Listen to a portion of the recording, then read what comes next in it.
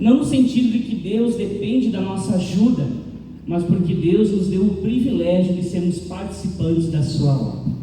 E para isso, meus irmãos, eu convido você a abrir a tua Bíblia no Evangelho de Mateus, capítulo 27, versículos 57 ao 61. Ele exerceu de uma missão que parecia muito simples, afinal, sepultar o corpo de Jesus, mas que não era assim tão simples. Demandou da parte dele uma motivação, motivou da parte dele uma atitude de coragem. Nós vamos então ver os pontos que aqui traçam, que abordam essa atitude desse homem. A palavra de Deus nos diz assim: caindo a tarde, veio um homem rico de Arimateia chamado José, que era também discípulo de Jesus. Este foi ter com Pilatos e lhe pediu o corpo de Jesus. Então Pilatos mandou que lhe fosse entregue. E José, tomando o corpo, o envolveu num pano limpo de linho e o depositou no seu túmulo novo, que fizera abrir na rocha, e rolando uma grande pedra para a entrada do sepulcro, se retirou.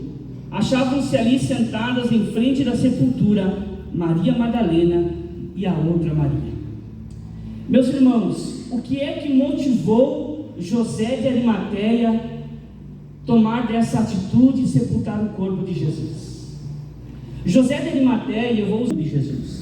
E por que ele era um discípulo oculto? Por medo dos judeus, diz lá a versão do Evangelho de João. Ele era como Nicodemos, alguém que entendia que Jesus vinha da parte de Deus. Ele cria que Jesus era o Messias, mas até então ele não queria se expor, até porque ele era pertencente, um membro do Sinédrio. É por essa ocasião. A única vez que se fala de José de Arimateia foi por ocasião do sepultamento do corpo de Jesus.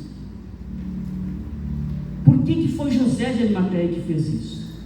Uma segunda observação a se destacar, que enriquece o nosso entendimento, meus irmãos, é que naquela época, pessoas que eram crucificadas, Jesus não foi a única pessoa, era uma prática comum que o Império Romano impunha para muitas pessoas que eles julgavam ser criminosos da sociedade. Então, as pessoas que eram crucificadas naquela época, elas não tinham a sepultura posterior à morte. O destino dos corpos que eram crucificados, havia pelo menos dois. Ou o indivíduo ficava crucificado, exposto, putrefacando lá naquela cruz, sendo provavelmente durante os dias sendo comido por animais carniceiros, ou na melhor das hipóteses ele era retirado de lá, mas lançado numa vala comum, numa vala de descarte de corpos. Ou seja, não havia sepultura que era dada para quem morria numa crucificação. E há um detalhe que é importante aqui também nós destacarmos: o próprio Senhor Jesus em nenhum momento deu alguma diretriz a respeito disso. Ele não disse para os seus discípulos, para as pessoas mais próximas: olha, é o seguinte, vocês precisam me sepultar, eu vou morrer, mas vocês vão me sepultar. Porque ele falou da sua morte, ele falou da sua ressurreição, mas ele não falou da sua sepultura. Então por que José de Arimateia o sepultou? Eu penso, meus irmãos, primeiro, a profecia bíblica de Isaías 53, naquele clássico texto em que nos fala do servo sofredor. Ele levou sobre si as nossas enfermidades, as nossas dores, o castigo que nos traz a paz estava sobre ele, e pelas suas pisaduras fomos sarados. E aí ele vai descrevendo Isaías 53, quando ele chega lá no versículo 9, ele diz que foi dado a ele uma sepultura. Ou seja, a profecia bíblica garante que o Messias, ele seria sim morto, mas ele seria sepultado. E outra, meus irmãos, talvez José de Arimateia não tinha a percepção da própria atitude que ele estava tendo, mas era Deus que o levantou para ser um instrumento, para sepultar o seu filho, dar um lugar de dignidade ao corpo do seu filho, para que Jesus então ao terceiro dia ressuscitasse dentro do túmulo. Amém? Eu penso da parte de Deus para fazermos a obra. Eu e você fomos levantados da parte do Senhor para fazermos a obra no tempo de hoje. E nós vamos trazer alguns pontos que aqui envolveram que motivaram esse homem a tomar essa atitude. E eu convido você, se você tem a tua Bíblia, o teu aplicativo e quer abrir agora na versão do Evangelho de Lucas. Lucas vai no versículo 50 a 51, relatando o mesmo fato, mas com outras palavras ele vai dizer o seguinte: eis que certo homem chamado José, membro do Sinédrio, homem bom e justo, e que não tinha concordado com o desígnio e a ação dos outros. Caracterizo como uma ação motivacional da parte desse homem para ali sepultar o corpo de Jesus, é porque justamente ele, sendo um homem justo, um homem bom, ele tinha percebido tudo aquilo que estava acontecendo com a pessoa de Jesus, toda a injustiça que estava sendo causada com a pessoa de Jesus, e ele tomou uma atitude de reparar aquela injustiça. Enquanto o sistema, meus irmãos, criou um meio para para condenar Jesus Cristo, mesmo que sem provas. Todo o processo, meus irmãos, foi um processo ilegal. Eles levantaram falsas testemunhas, e quando diante de Pilatos, nem mesmo Pilatos se convencia dos crimes que acusavam Jesus, eles fizeram um tipo de uma pressão pública, eles mexeram com a opinião pública, e ali nos diz a palavra que no final, em coro, aquela multidão que estava no pátio dizia: crucificam, crucificam, crucificam. Pilatos se viu se não agradar aqueles judeus, e ele entregou Jesus à morte. Mas todo o processo foi um processo legal. Sabe que existe uma palavra, meus irmãos, no meio jurídico que diz, o devido processo legal. Todo criminoso, por mais criminoso que ele seja, que a sociedade tem plena consciência de que ele é um criminoso, para a justiça ele tem o direito do devido processo legal. Ele tem direito a advogado, a defesa, ele tem direito ao contraditório, ele tem direito a tudo. Porque para a justiça existe uma expressão chamada presunção de inocência. Para a justiça ele é um inocente. É a justiça que é a sociedade que vai provar que tal indivíduo é um criminoso. Pois Jesus, ele não era um criminoso. Jesus, ele não era um culpado. Mas não foi dado a ele o devido processo legal. E José de Arimateia, sendo um membro do Sinédrio, ele vê toda aquela realidade. E ele vê toda aquela injustiça. E ele é um homem bom, ele é um homem justo. Ele não concorda com nada daquilo.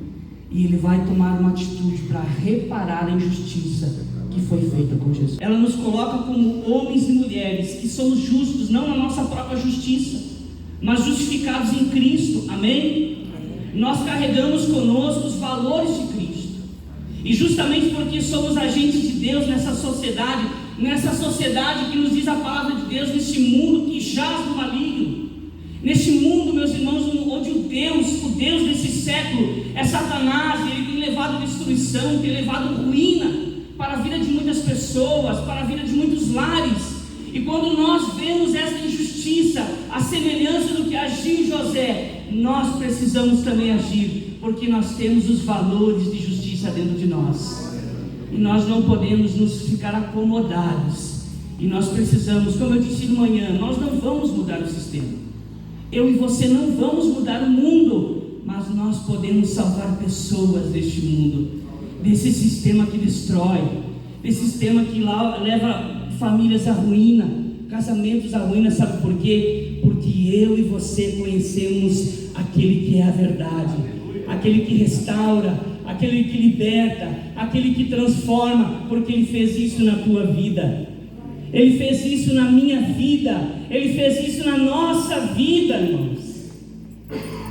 Sabe, enquanto preparava esta mensagem, me veio então 2 exemplos da palavra de Deus, de pessoas, de situações em que ali foram movidos por um sentimento semelhante ao que agiu aqui José de Arimateia.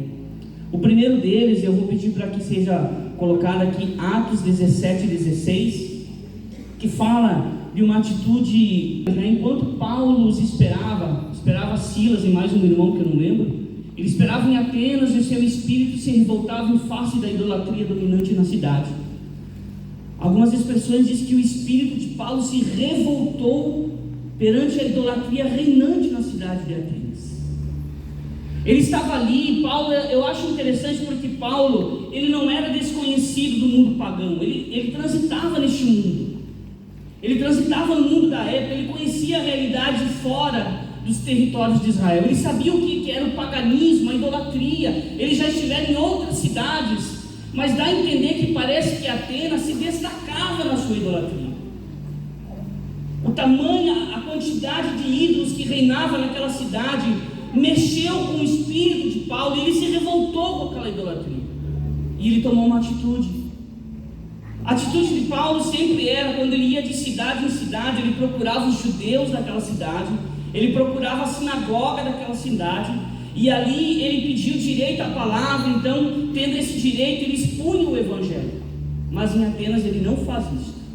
Em Atenas, meus irmãos, ele vai direto para a praça da cidade, num lugar chamado Areópago, um lugar onde ali havia os pensadores, um lugar de debate, e ele ali dá o direito, ele toma o direito para se dispor o evangelho, porque o seu espírito viu, os seus olhos viram aquela idolatria, e ele não se conteve. Eu e você, meus irmãos, precisamos ser movidos por esse mesmo sentimento de revolta contra a maldade, contra a iniquidade, contra aquilo que destrói a vida das pessoas. Há um outro exemplo na palavra de Deus, que é o próprio Senhor Jesus, que nos diz que quando ele via as multidões, ele se compadecia delas, porque elas eram como que ovelhas sem pastores. A compaixão de Jesus, isso movia. Era uma multidão que, embora estando debaixo de um sistema religioso, mas eram vidas desassistidas, vidas desamparadas, vidas que necessitavam de um acolhimento, necessitavam de um pastoreio, e Jesus viu essa necessidade, ele se compadeceu delas. Eu penso, meus irmãos, que revolta contra a iniquidade, mas compaixão com as vidas. Sabe aquela velha máxima? Nós somos contra o pecado, mas nós lutamos em favor do pecador. Revoltar-se sim contra o sistema que leva as pessoas à ruína, mas lutar por essas pessoas movida por um sentimento de compaixão. Eu vejo essa atitude aqui de José de Arimateia, um homem que se indignou, enquanto o sistema, mais do que querer colocar Jesus naquela cruz, eles queriam ridicularizar Jesus. Todo o processo até ali foi errado, e ele disse: eu vou me mover, eu não posso deixar isso desse jeito. Eu e você precisamos nos mover para mudar a realidade, se não do mundo, mas das pessoas que estão neste mundo. Amém? Amém. Uma segunda atitude, meus irmãos, e antes eu quero aqui destacar o que nos diz 1 João capítulo 2, versículo 29. Sabemos que Deus é justo e reconhecemos que todo aquele que pratica a justiça é nascido de Deus. A segunda atitude, meus irmãos, que moveu esse homem foi a sua capacitação. Eu convido você agora a abrir sua Bíblia no Evangelho de Lucas, capítulo 23. Marcos capítulo 15, versículo 43.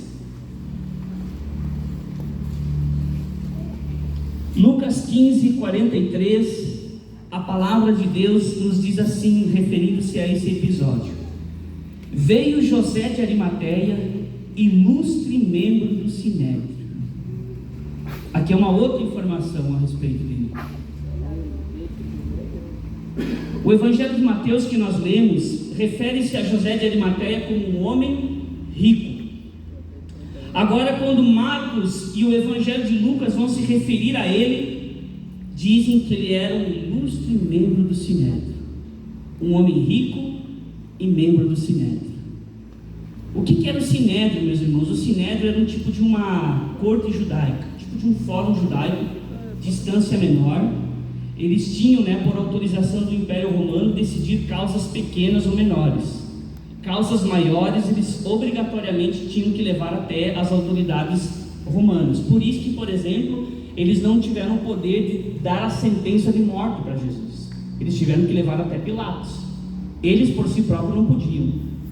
Mas as questões menores, eles podiam. Seria equivalente a uma instância de primeiro grau, podemos assim dizer. Ele fazia parte desse conselho jurídico, que era equivalente em proporções menores, claro, meus irmãos, a um STF.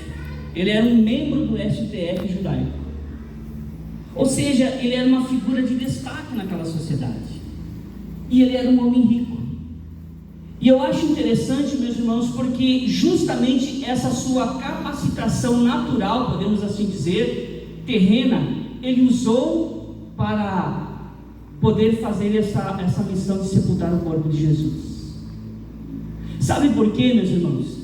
Porque tenta imaginar, a palavra do Senhor diz nas 4 versões que ele foi então até Pilatos para solicitar a liberação do corpo de Jesus. Lembra quando eu disse lá no início? Um crucificado, meus irmãos, ou ele ficava lá na cruz para purificar e ficar os dias lá, ou então ele era tirado e jogado numa vala, mas ele vai lá pedir autorização. Vamos tentar imaginar que algum dos discípulos, algum dos apóstolos de Jesus, aqueles mais íntimos, pertencentes aos 12, estivesse querendo fazer isso. Vamos supor que eles não tivessem abandonado Jesus, que eles estavam ali firmes com ele, e aí na hora de sepultá-lo, eles iriam lá solicitar o corpo de Jesus. Eles provavelmente não conseguiriam o que José de Arimateia conseguiu, porque eles eram pessoas simples. Imagina, meus irmãos, ele conversar com o governador. Conversar com o governador não é como quem conversa com o vizinho no muro da casa, né? Quando você vai lá solicitar uma xícara de açúcar emprestado. Ter uma audiência com o governador era uma pessoa talvez especial, porque era uma audiência extraordinária. Olha, José de Arimateia está ali fora e ele quer falar contigo. E provavelmente Pilatos autorizou que José de Arimateia chegasse até ele, e ele ali solicitou o corpo de Jesus. Ou seja, ele usou a sua capacidade. Outra questão que é interessante, meus irmãos, por ele ser rico. Por que Mateus mencionou que ele era rico? Porque por essa ocasião, por essa oportunidade, havia uma necessidade de alguém com essas características. Sabe por quê? Porque para emitir um documento para a liberação do corpo, provavelmente, irmãos, teve um alto custo. O Império Romano não emitia documentos assim do nada. Pega um papel lá, vamos fazer um ofício e libera. Era um documento. E isso demandou provavelmente dinheiro. José de Arimateia tinha para pagar, além dos custos que ali provavelmente demandou para todo o processo funeral, sepultar o corpo de Jesus, envolver o corpo de Jesus e levá-lo até a sepultura. E sabe o que eu penso nisso, meus irmãos? Eu e você também temos capacidades do Senhor para desenvolvermos a sua obra. Amém? Capacidades naturais, mas sobretudo capacidades espirituais. O Senhor Jesus, quando disse aos seus discípulos que eles seriam testemunhas dele, ele deu uma ordem: permaneçam em Jerusalém até que do alto vocês sejam revestidos de poder, e vocês serão minhas testemunhas. A principal capacitação na vida do homem, da mulher de Deus, da igreja do Senhor, é a capacitação que vem do Espírito Santo de Deus, que nos dá poder e autoridade, não para trazer holofotes para nós, mas justamente capacitação para realizarmos a sua obra. Mas como é maravilhoso, meus irmãos, dentre essa capacitação, Deus usa as características de cada um, dentro de uma realidade muitas vezes social de cada um. Então Deus quer usar você lá no teu trabalho, lá na tua vizinhança, lá no local onde talvez uma outra pessoa não teria acesso, mas que você tem acesso, com pessoas que talvez outras não teriam acesso, mas que você tem acesso, porque Deus é maravilhoso nisso. A multiforme graça de Deus, que usa diferentes pessoas, em diferentes realidades, em diferentes contextos, para diferentes maneiras, para diferentes propósitos. Esse é o nosso Deus. Qual é a tua capacidade? Qual é a capacitação que Deus te deu e que você pode usar na obra do Senhor? Sabe, existem 2 exemplos da palavra de Deus, 2 ícones, 2 personagens que são ícones na obra do Senhor, e eles são tão diferentes um do outro: Paulo e Pedro, o apóstolo Paulo e o apóstolo Pedro. Enquanto Pedro, meus irmãos, é aquele homem de origem simples, humilde. Ele é da cidade de Cafarnaum, ele é de origem, a sua profissão de ofício era pescador. A palavra nos diz lá no livro de Atos que quando ele falava com João perante as autoridades ficaram impressionadas com a ousadia do discurso deles, porque diz-nos o texto ali que eles sabiam que João e Pedro eram pessoas iletradas, eles não tinham formação. É possível, meus irmãos, que eles eram analfabetos. Esse Pedro, meus irmãos, talvez com uma linguagem até meio tosca, um brucutu, um homem talvez nada refinado, mas Deus, na sua infinita graça e misericórdia, usa a vida de Pedro, não para pregar na sinagoga, porque ele não tinha direito a subir no púlpito da sinagoga, mas ele pregava na rua, ele pregava no pórtico de Salomão, lá no templo. E quando ele pregava lá no pórtico, as multidões o ouviam, e na primeira pregação nos diz que 3.000 almas se converteram. Isso se chama a graça de Deus. Agora, quando a gente vai para o oposto do que era Pedro, é o Paulo. O Paulo nos diz, e a gente tem esse entendimento, que ele era de uma família abastada. Ele não era um judeu que nasceu nos territórios de Israel, ele era de Tarso. Ele era de uma família judaica da diáspora, da dispersão. Paulo cresceu numa outra cultura, aprendendo aos pés de Gamaliel, conforme nos diz a palavra de Deus. Para quem não sabe, Gamaliel era neto de Hilel, e Hilel era uma das escolas mais importantes da cultura judaica. Ele estudou em escola particular, com um professor particular, um homem provavelmente acadêmico, um homem que provavelmente era poliglota, falava muitas línguas. Ele tinha credencial, meus irmãos, de rabino. Quando ele ia de cidade em cidade, solicitava ali o direito de subir no púlpito da sinagoga para expor as escrituras. Só davam direito a ele, sabe por quê? Porque ele tinha credencial de rabino. E Deus usou a vida também de Paulo. Eu estive assim pensando, meus irmãos, muitas vezes nós somos aqueles que colocam desculpas para que nós não façamos a obra de Deus. Eu estive nessa tarde meditando e pensando mais uma vez no que eu iria dizer nessa noite, e aí lembrei da atitude de Jeremias quando Deus o chamou. E Jeremias dizendo: Senhor, mas eu não passo de uma criança. Muitas vezes nós dizemos: mas eu sou um Zé Ninguém, quem sou eu para fazer a obra de Deus? Se você é um Zé Ninguém, se você não é um Zé Ninguém, se você tem formação, se você não tem formação, se você é alguém de destaque na sociedade, se você não é de destaque na sociedade, não importa, apenas se coloca nas mãos de Deus e use na capacidade que Deus te deu, porque você pode não ter muito daquilo que o mundo tem, mas você tem aquilo que Deus te deu. Aliás, eu quero aqui destacar, fazendo uma observação extremamente importante. A Bíblia nos adverte: ninguém pense de si mesmo além do que convém. Não queiramos ser aquilo que Deus não propôs para que sejamos, mas também não se omita a fazer aquilo que Deus te chamou para fazer, porque se Deus te chamou, é porque Ele vai te capacitar.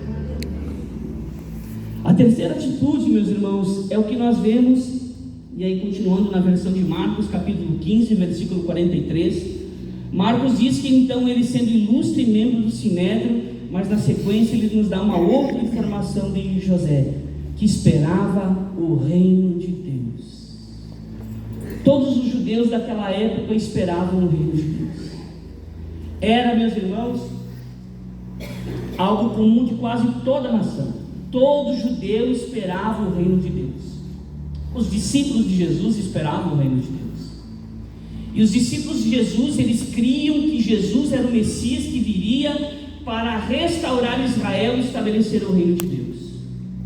Mas é interessante, meus irmãos, quando nós vamos lá para os registros, para a narrativa dos evangelhos que falam da morte de Jesus, qual é o comportamento daqueles discípulos, dos apóstolos em específico? Todos eles estão desanimados, tristes, nenhum deles parece acreditar mais. Eles têm até dificuldade de acreditar na ressurreição. É relatado para eles: Jesus ressuscitou, eles têm dificuldade de acreditar. O Tomé foi mais ousado, ele disse: se eu não colocar a mão nele, eu não acredito. Quando a gente vai naquele relato que fala dos discípulos no caminho de Emaús, há uma parte em que eles estão ali conversando, né, com Jesus, sem saberem que que era Jesus que estava ao lado deles. E aí qual é o discurso deles? Olha, ele era varão poderoso em obras, mas depois de tudo isso, você foi, acabou. Não tem mais por que nós alimentarmos essa esperança. Eles até dizem, é certo, muitos dos nossos foram lá, voltaram relatando que ele ressuscitou, mas a palavra deles é, será que ele ressuscitou? Ou seja, a cruz, meus irmãos, foi para os discípulos algo que parece que tirou deles essa esperança, parece que tirou deles essa fé. Mas quando a gente vai para José de Arimateia, eu penso que justamente a atitude dele ir sepultar o corpo de Jesus é porque ele continuou crendo, esperando no reino de Deus. A morte não era o fim, mas a morte era parte do processo. O Filho de Deus que veio para morrer pelos nossos pecados, mas ressuscitar ao terceiro dia, e ele ressuscitou. Amém? Ele ressuscitou. Eu e você precisamos, meus irmãos, como um elemento da nossa motivação para a obra de Deus, nós precisamos ter fé e esperança. Por que é que eu e você nos envolvemos na obra de Deus? Porque nós temos fé e esperança. Fé de que Jesus Cristo um dia vai voltar, amém? Fé de que um dia será manifestado e revelado novos céus e nova terra. Nós vivemos um tempo, meus irmãos, onde a fé cristã está todos os dias sendo atacada. O que outrora era feito de uma forma sutil, muitas vezes velada, eles já nem escondem mais. Eles dizem que nós somos os bobos, que nós somos os idiotas, que nós somos os negacionistas, que a geração de hoje é uma geração que crê na ciência, que eles não precisam mais dessas crendices. E existe uma máquina gigantesca, meus irmãos, é lá na universidade, é na imprensa, é no meio artístico, é o tempo todo querendo desmerecer a verdade do Evangelho, querendo dizer que nós, meus irmãos, vivemos iludidos com essa história de que um dia o Deus de vocês vai voltar. Mas a Bíblia afirma, e categoricamente afirma, que um dia ele virá sobre as nuvens, entre nuvens, com grande poder e glória, e todo olho o verá, até mesmo aqueles que o transpassaram. E diz-nos a palavra que os que estiverem mortos serão ressuscitados, e os que estiverem vivos por aquela ocasião serão arrebatados, e nós nos encontraremos com o Senhor nos ares, e estaremos com Ele para todo sempre, para todo sempre, para todo sempre. E nós acreditamos nessa palavra, e nós vamos continuar acreditando, porque é ela que nos move a fazer a obra de Deus. Nós não acreditamos numa mentira, porque como disse o apóstolo Paulo, em específico falando da ressurreição, se Jesus Cristo não ressuscitou, nós somos o que, meus irmãos? Os mais infelizes da face da terra. Mas nós não somos infelizes porque cremos numa verdade. Sabe, eu aqui pregando e lembrei de uma expressão que certa vez dizem que é atribuído ao Billy Graham.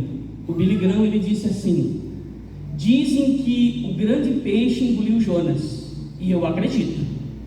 E se a Bíblia dissesse que foi Jonas que engoliu o grande peixe, eu continuava acreditando, porque a Bíblia é a palavra de Deus. Nós precisamos ter essa ousadia, termos essa fé e essa esperança. Uma quarta atitude, meus irmãos, nós precisamos ser resolutos. Ainda na versão do Evangelho de Mateus, e em continuação diz assim: um homem membro do Sinédrio que esperava o reino de Deus, e ele dirigiu-se resolutamente a Pilatos e pediu o corpo de Jesus. A palavra resoluto, meus irmãos, conforme a versão, conforme o dicionário, é uma pessoa determinada, uma pessoa firme, ousada, decidida, corajosa. Por que a versão de Marcos diz que ele dirigiu-se resolutamente até Pilatos? Qual é o objetivo dessa informação?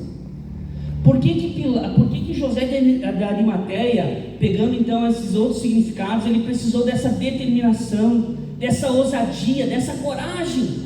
Porque em dado momento ele disse: eu vou lá, não importa o que vai acontecer. Porque até então ele era um discípulo oculto, ele admirava Jesus, ele provavelmente não, ele cria em Jesus, mas até então ele não queria se expor, se colocando como um discípulo de Jesus. Mas chegou um momento que ele tinha que botar a cara a tapa, e ele precisou de coragem, ele precisou de decisão, ele precisou ser firme. Sabe por quê, meus irmãos? Primeiro, ele ia ter que se revelar para Pilatos, ele ia ter que chegar lá, né? Pilatos, preciso ter uma fala aí contigo. Pois não? Pois eu vim aqui diante de ti solicitar o corpo de Jesus, eu quero sepultá-lo. Mas por que, Pilatos? Você é um discípulo dele? Você estava lá junto do Sinédrio, os teus mandaram com que eu crucificasse. Você crê nele como Messias? Eu creio nele como Messias. Agora eu penso que pior do que Pilatos, meus irmãos, José de Arimateia tem que se expor, sabe a quem? Aos seus pares do Sinédrio, porque foram eles, os demais membros do Sinédrio, que pressionaram, juntamente com a elite sacerdotal, para crucificar o corpo de Jesus. Tenta imaginar a conversa, vamos conjecturar a conversa entre os membros do Sinédrio, entre as autoridades judaicas. Olha, vocês souberam, vocês sabiam que o corpo de Jesus foi tirado da cruz e sepultado? Mas e quem é que fez isso? Quem é que solicitou? Foi o nosso José. O José, membro aqui desse Sinédrio. Olha a coragem com que esse homem precisou, meus irmãos, se expor. Provavelmente, meus irmãos, a partir dali José de Arimateia já não seria mais membro do Sinédrio. Provavelmente ele seria excluído daquela sociedade a qual ele pertencia, porque ele ousadamente, corajosamente, ele se propôs a uma tarefa que era uma afronta para o sistema. Eu penso que na obra do Senhor, nós precisamos ter a mesma coragem, sermos resolutos, decididos, pessoas determinadas, mesmo que o mundo tente nos calar, meus irmãos. Mesmo que o mundo tente muitas vezes nos colocar contra. Eu estava dizendo de manhã, e aí é um reforço do que eu já disse no ponto anterior. Sabe que lá, quando eu me converti no ano 99, surgiam muitos artigos de revistas científicas, principalmente, e eles criavam aqueles artigos, aquelas reportagens, sugerindo que Jesus nem sequer existiu. E eles criavam inúmeras teses e diziam que puxavam, fatos, enfim, documentos provando que a fé cristã era uma falácia. Eles não conseguiram matar a fé cristã. Aliás, só abrindo aqui entre parênteses, dando um adendo, a fé cristã o tempo todo, durante toda a sua existência, sempre foi bombardeada pelas trevas, muito mais agora. Aí eles perceberam, meus irmãos, que falar contra Jesus, dizer que Jesus não existiu, não tem como, porque existem provas N de que de fato Jesus existiu. Mas agora, meus irmãos, eles tentam descaracterizar Jesus, eles tentam atribuir a um Jesus assim meio falso, sabe? Um Jesus não teológico, é um Jesus histórico. Eles de fato dizem, Jesus existiu, mas se você usar dizer que ele é o único caminho, a única verdade, a única vida, não, você é um radical religioso, você é um extremista, você não respeita as demais religiões. A gente respeita, meus irmãos. Tem aqueles que creem em Buda, a gente respeita quem acredita em Buda. Tem aqueles que acreditam nos orixás, nos Exu, a gente respeita. Mas a gente vai sempre continuar dizendo, só Jesus salva, só Jesus salva, porque só Jesus é o caminho, só Jesus é a verdade, só Jesus é a vida. E para isso precisa de coragem. É como nos diz a canção do cantor cristão, resolutos avançai, trabalhando por Jesus, o evangelho anunciando a sua luz. Acho que é assim a letra, né, meus irmãos? Ou então na canção do Marcos Witt, homens de valores, mulheres de valores, Deus precisa, homens e mulheres que cumpram a promessa. Para terminar, meus irmãos, existe uma última característica deste homem. Esse homem se propôs a pagar o preço. Por que ele se propôs a pagar o preço? Isso é uma interpretação que eu tenho de uma forma indireta, porque não está no texto essa informação, mas em cima de pesquisa a gente tem essa compreensão. A primeira delas é que naquela época, diferente de nós, meus irmãos, os judeus, eles demarcavam um dia para o outro. Nós demarcamos da meia-noite para meia-noite, não é assim? Naquela época era do pôr do sol de um dia ao pôr do sol do outro dia. Então, ali diz-nos a palavra, conforme a própria palavra de Deus diz, que Jesus morreu por volta da hora 9, às 3 horas da tarde. O sol se punha naquela época, meus irmãos, em torno de 18h20, por ocasião da morte de Jesus, às 18h20, ou seja, José de Arimateia teria 3 horas e 20 minutos para trabalhar, fazer todo aquele trabalho. Por quê? Porque os judeus, meus irmãos, quando chegava o dia de sábado, eles não faziam nada. Aliás, eles, por mais que quisessem, eles eram proibidos. Então José de Arimateia não poderia correr o risco de ser pego no trabalho funeral. Ele poderia talvez ser hostilizado ou até mesmo sofrer algum tipo de agressão física. Então ele tinha que correr contra o tempo. Imagina, Jesus morreu lá no Monte da Caveira, lá fora da cidade. Ele entra na cidade, ele solicita uma audiência com Pilatos, ele recebe autorização de Pilatos, ele volta, ele tira o corpo de Jesus da cruz, ele envolve Jesus naquele lençol e leva para a sepultura, tudo num período de 3 horas e 20 minutos. E o que eu compreendo nisso, meus irmãos? Dedicação. Ele se propôs a pagar o preço, se dedicando naquelas 3 horas e 20 minutos. Eu e você, para fazermos a obra de Deus, precisamos ser dedicados. Amém? Corrermos contra o tempo. Diferente do que dizia o povo de Israel lá no Antigo Testamento, por ocasião da construção do templo, quando o profeta Ageu os denunciou, em que eles diziam: ainda não chegou o tempo de construirmos a casa do Senhor. Muitas vezes, meus irmãos, nós não dizemos isso para Deus, mas nós nos comportamos e dizemos: ainda tem muito tempo. E a palavra do Senhor diz que nós precisamos correr contra o tempo, remir o tempo, porque os dias são maus. Precisamos nos dedicar, porque não resta muito tempo, meus irmãos. A volta de Jesus está próxima e ainda há muitas vidas para serem ganhas para o Senhor, muitas vidas para serem evangelizadas. Uma outra questão dentro dessa ideia, desse entendimento de pagar o preço, é que ele abriu mão de celebrar a Páscoa. Por quê? A lei nos diz lá no livro de Números, capítulo 19, versículo 11, que uma pessoa, quando ela encostava no cadáver, ela ficava impura por 7 dias. Por isso, meus irmãos, em que os judeus, eles quando, eles vivem um luto de 7 dias, porque é o período também de purificação deles. Nesse período, quando uma pessoa encosta no cadáver, ela está proibida de se envolver socialmente, muito menos se envolver em questões do templo, em manifestações de rito do templo. Então José de Arimateia, provavelmente não, com certeza, ele não pôde mais participar naqueles dias dos festejos da Páscoa. Ele abriu mão desses festejos, porque ele queria sepultar o seu Senhor. E eu penso que muitas vezes, meus irmãos, nos dias de hoje, em um tempo onde as pessoas ficam exigindo seus direitos, eu quero os meus direitos, Deus está dizendo: abra mão dos teus direitos para fazer a obra do Senhor. Se dispõe a abrir mão daquilo que você julga ser o teu direito, para fazer a obra daquele que abriu mão do direito de estar na eternidade, nos céus, no trono. Ele abriu a mão, diz-nos a palavra, que ele, sendo Deus, não usou de usurpação ao ser igual a Deus, mas se esvaziou. Jesus é o nosso maior exemplo, daquele que abriu mão da sua própria glória, para que hoje eu e você pudéssemos estar aqui como povo de Deus, salvos, remidos, libertos, transformados. E por fim, ele cedeu a sua sepultura. Eu penso que é um ato de altruísmo.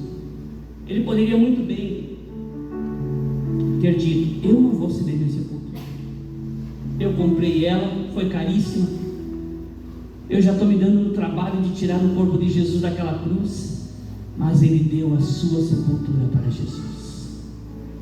Eu penso que na obra de Deus a gente precisa dar um pouco mais de nós. A gente precisa dar um pouco mais de nós. Muitas vezes nós não queremos dar o nosso tempo, Nós não queremos dar os nossos recursos. Nós não queremos dar aquilo que Deus nos deu. Nós retemos para nós. Nós precisamos ser altruístas. Porque, meus irmãos, o trabalho de evangelização é um trabalho altruísta. É você se preocupar com a dor alheia.